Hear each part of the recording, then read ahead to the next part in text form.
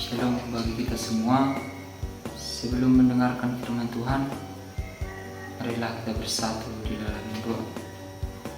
Ya Tuhan Allah kami yang bertata di dalam kerajaan surga, puji syukur atas berkat dan kasih setia yang dapat kami rasakan di dalam kehidupan kami.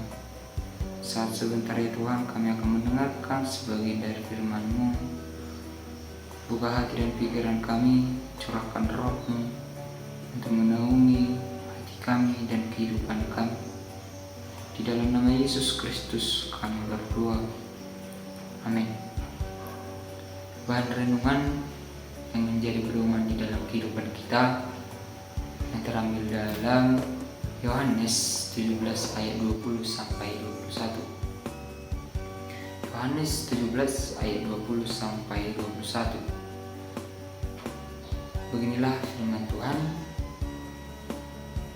Bukan untuk mereka ini saja aku berdoa, tetapi juga untuk orang-orang yang percaya kepadaku melalui pemberitaan mereka, supaya mereka semua menjadi satu sama seperti Engkau ya Bapa, di dalam aku dan aku di dalam Engkau, agar mereka juga di dalam kita, supaya dunia percaya bahwa Engkaulah yang telah mengutus aku. Demikian firman Tuhan.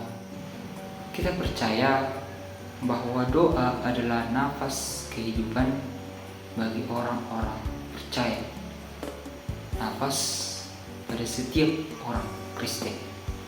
Memang benar hal itu mengatakan doa adalah nafas hidup bagi orang percaya, karena melalui doa kita dapat berkomunikasi kepada Tuhan untuk menyatakan apa yang menjadi pergumulan dan tantangan kehidupan kita.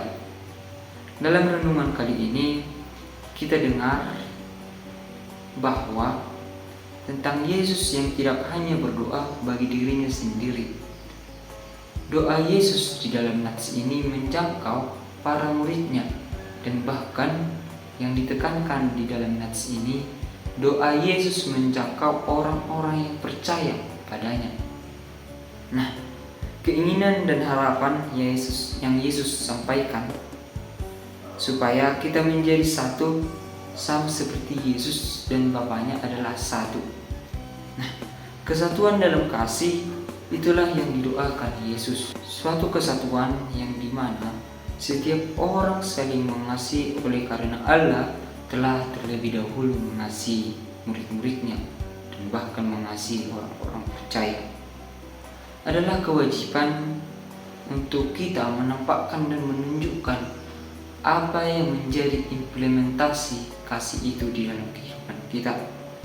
Dengan kesatuan yang dilandasi oleh pujian kepada Tuhan, maka kita dapat saling menghargai, mengasihi, dan bahkan menghormati satu sama dengan yang lain. Sekarang kita adalah milik Kristus.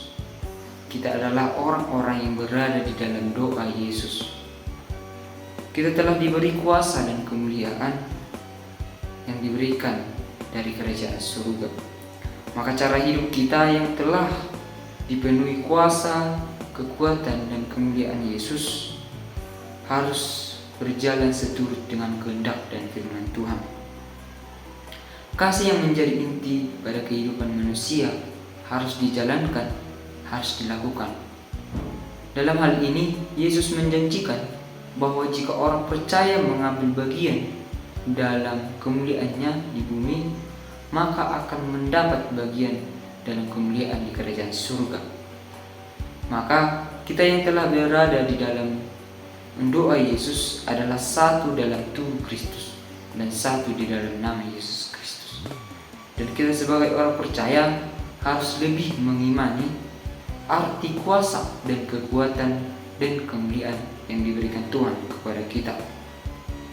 Nah, sebagai orang percaya, kita dapat selamat jika kita melaksanakan kasih itu di dalam kehidupan kita sehari-hari.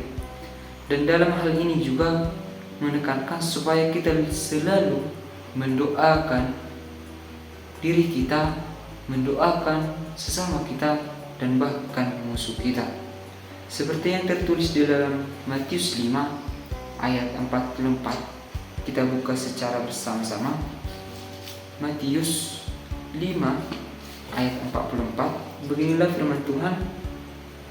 Namun aku berkata kepadamu, kasihilah musuh-musuhmu dan berdoalah bagi mereka yang menganiaya kamu. Nah, hal ini menekankan bahwasanya bukan hanya untuk diri kita sendiri kita berdoa, bukan hanya untuk orang yang mengasihi kita, akan tetapi kita harus saling mendoakan yang telah menganiaya kita, bahkan yang menjadi musuh kita. Maka dari itu, mari kita laksanakan kasih itu dan selalu berdoa untuk pengharapan kedepannya di dalam kehidupan kita, untuk mendapatkan kehidupan yang kekal di kemudian hari. Demikian firman Tuhan. Amin.